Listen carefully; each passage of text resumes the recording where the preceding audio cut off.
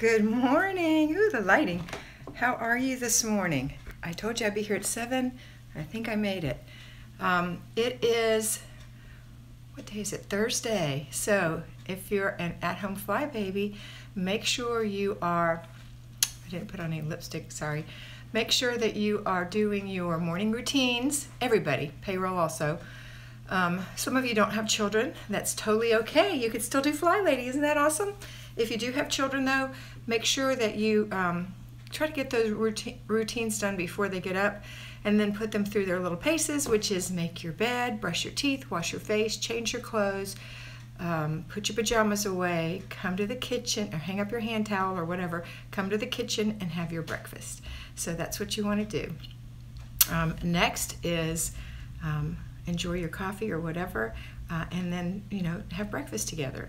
And then after that, if you're at-home fly baby, you step right into, good morning, your morning, after morning routines, which are your laundry and your paper routine.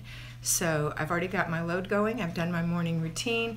Unfortunately, I didn't get any breakfast yet, but I do have a nice morning cup of coffee. So let me have a sip. Good and hot. So anyway, that's what I want you to do. I'm at my desk. I am working. It's an early morning for me. So after I'm done with you, I'll go through my daily routines at my desk. No, I'll probably have breakfast and come back and do my daily routines at my desk. And I still need to swish and swipe the downstairs half bath. But other than that, everything else has been done. All right, so I've had people ask me, how on earth do you stay motivated? Bonjour. And I do that by knowing that everything I do is for me. It's for me. It gives me free time. It makes me feel comfortable. So I want you to think about that. And another thing, I've had a lot of fly babies who tell me, oh, I had one yesterday with the laundry. Oh, how's your laundry? It's okay. It's like her, her nemesis is the laundry. Everybody has something, and that's hers. And I said, well, show me. Oh my goodness.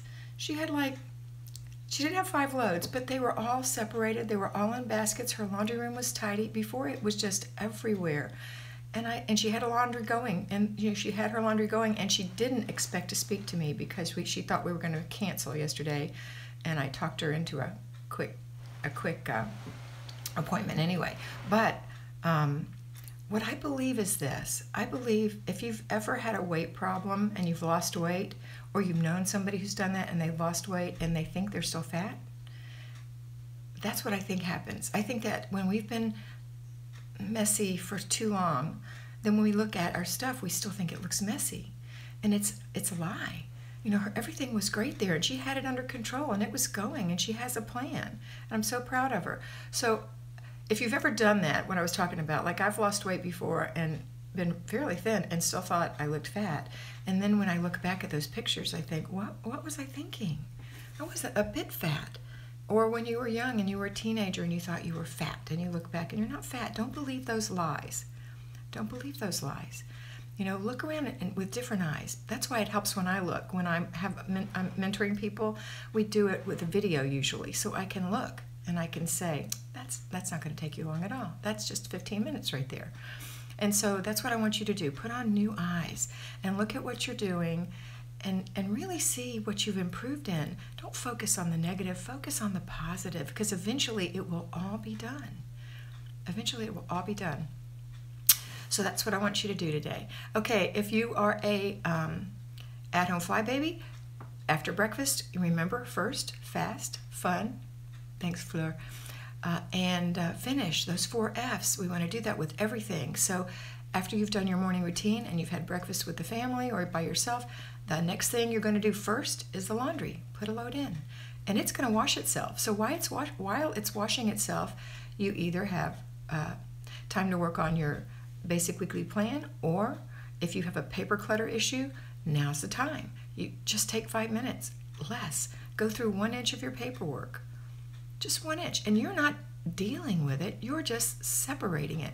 You're saying, well, that's trash, that's trash, that's trash. 98% of it's usually trash if it's been sitting there for a while. And then, oh, I need to do something with this, I need to do something with this. This needs to be filed. So everything that requires action or needs to be filed goes in your inbox. You're not handling it. So that takes the pressure off. And then make sure you put the shred or the trash in the trash, whatever you have to shred. Get that done. Also, I'm sorry, I get distracted because people are texting me at the same time along with the video, and I can't see what I'm doing. Okay, it's gone. If you're watching this, Angela, hello. Okay. You see, I want you to realize that I am truly a sidetracked home executive. I truly am a squirrel person. I truly get distracted, and you can see it in my videos. You can see I lose my train of thought, and that's what happens to a lot of people. It may not be their train of thought, but maybe their train of purpose.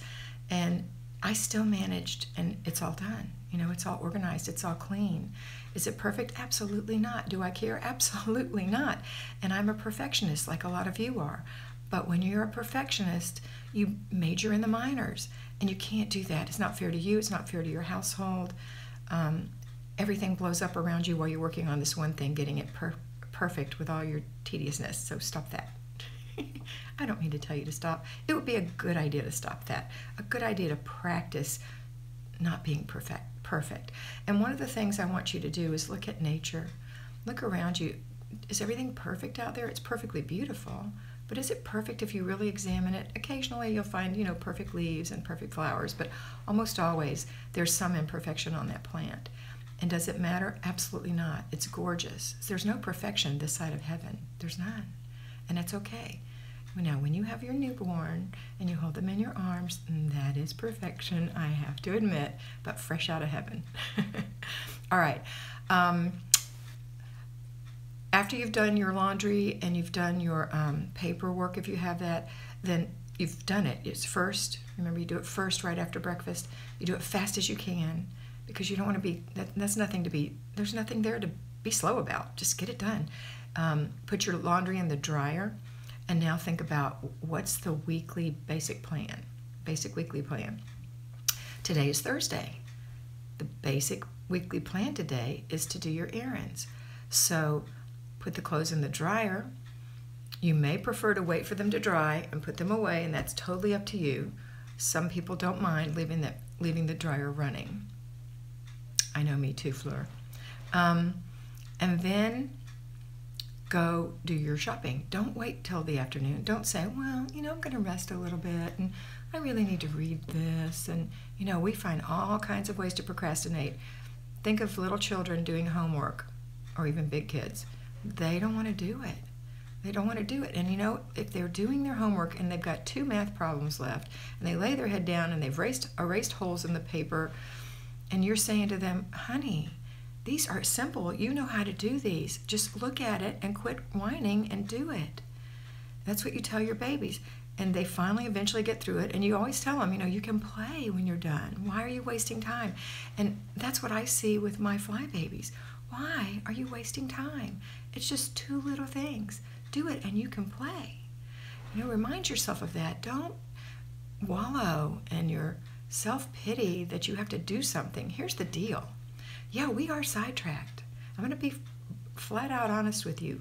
We are sidetracked. The majority of us are sidetracked.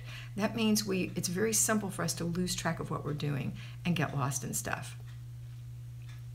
Oh, good morning. I'm sorry it's not loading. But if you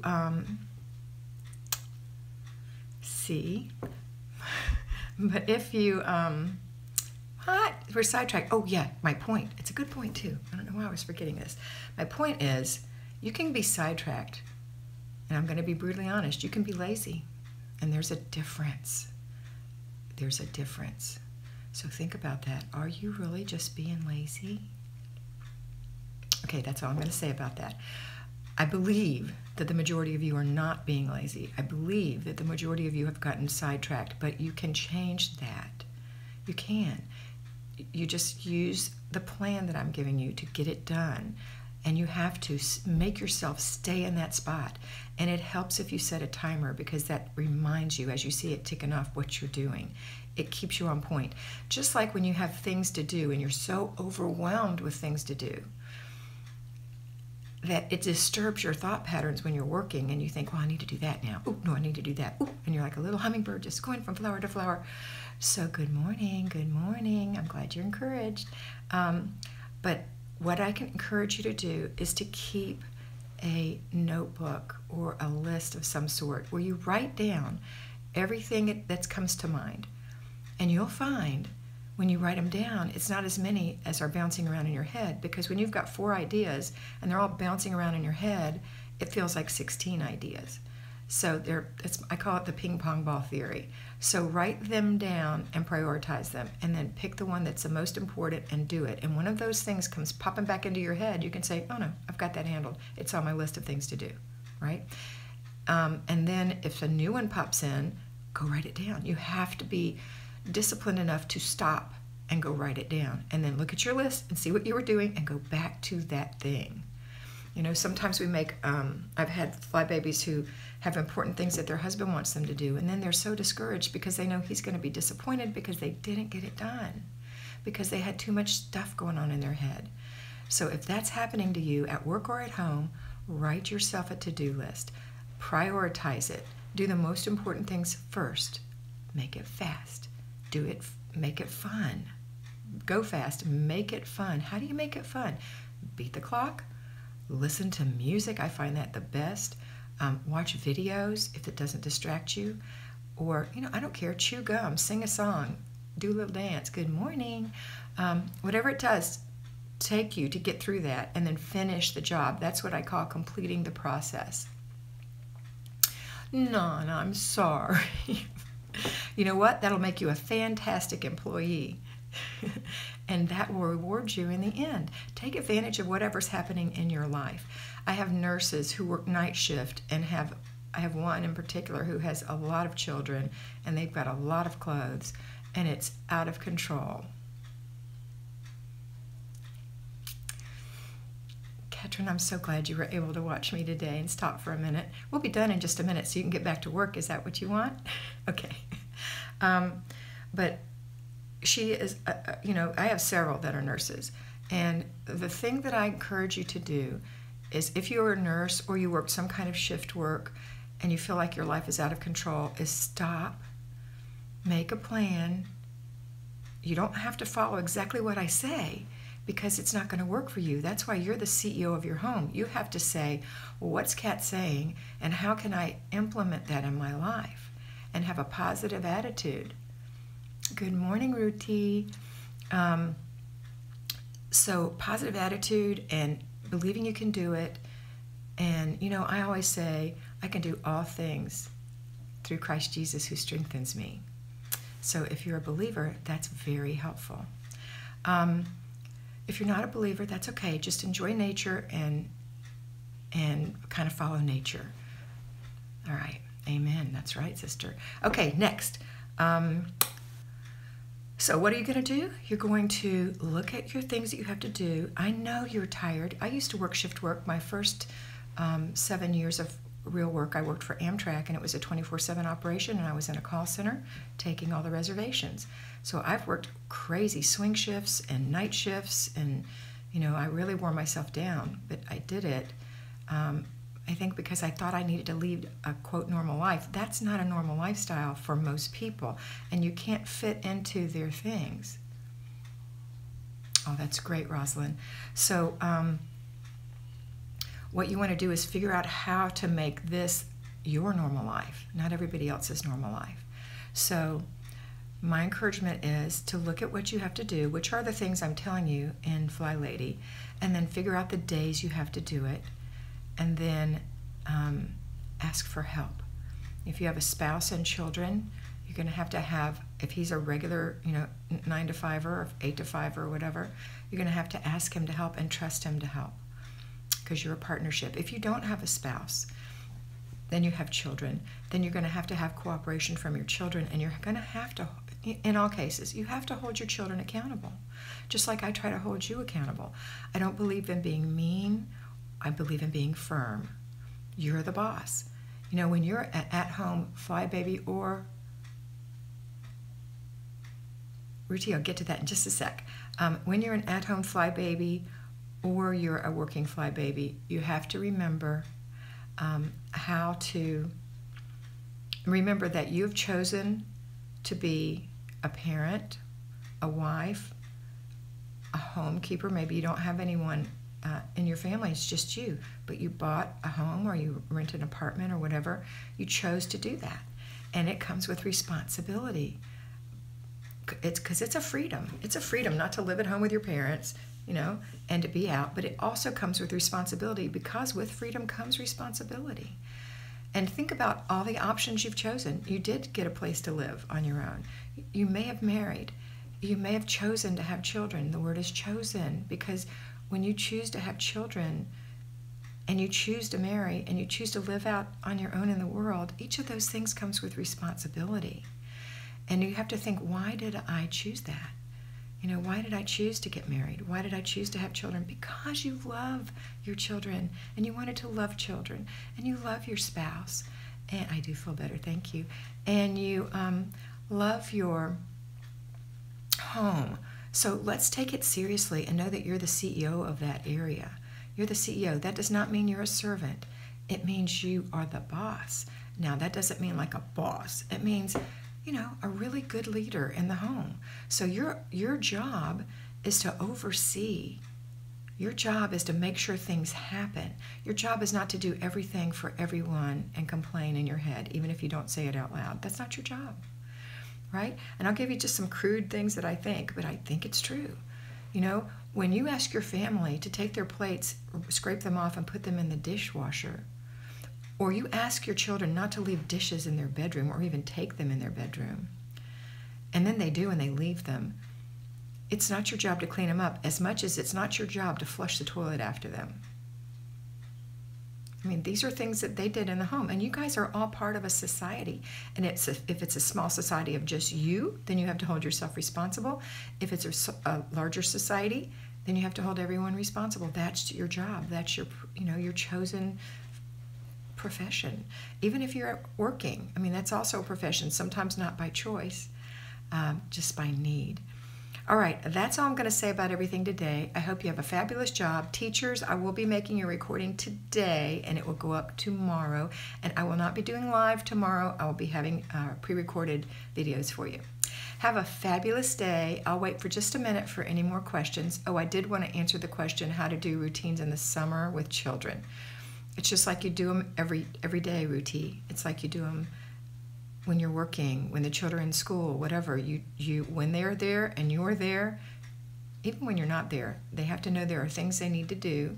Now, don't ask your kids for humongous things to do, even when you're home. It's too overwhelming. Little kids need little bites of things to do, and you don't need to surprise them with it. They need to know in advance what it is. Just like you wouldn't tell your children, okay, stop playing your game, let's go to bed, take a bath. They'll do back bend fits. They'll go crazy. They can't stop in the middle of something, just like you wouldn't want to, and do what you want. It's hard to shift gears. You have to say, babe, in about 15 minutes, it's going to be time for bed, and we're going to take a bath, and that show will be over, or that game, you need to start winding it down, and then you give them another one. Yay, Julie. I guess that's how you pronounce your name, Julie Pena. July? Huli? I'm not sure. So you wouldn't say to your children, okay, I want you to clean this now. That's like, what? No, I don't want to do that. That's what's going to happen. But if you say, let's sit down together and work out the jobs that I'm going to have you do this week. And okay, on Monday, I want you to do this. And maybe all week, I want you to do these things right here. And it's going to be after breakfast or whatever. So when you're eating breakfast, you can say, thank you, Rosalind. Okay, after breakfast, don't forget, we're going to all do our jobs. Here's your list. If they can read. If they can't read, pictures are good. If you don't want to do that, just remind them what's on the list. Just little tiny things, right? Okay, that's it. Have a fabulous day. I love each and every one of you. I have a heart for you. And remember, you are beautiful. Bye-bye.